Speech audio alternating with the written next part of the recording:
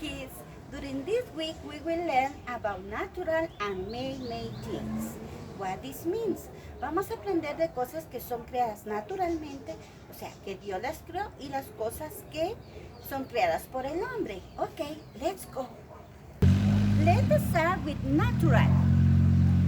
Look at this tree. This is a tree. Okay, look at the sky and the clouds.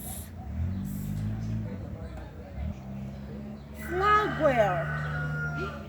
Look at this, come on with me. There is an insect. Wow, it's a natural.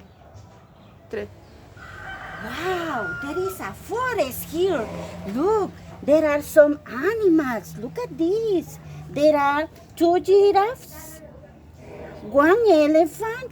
Wow, there are animals in the forest.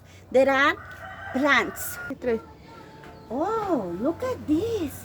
There is an owl on this plant. There is an owl. All of these are natural things. Natural things. The natural things are all the things that God created for us.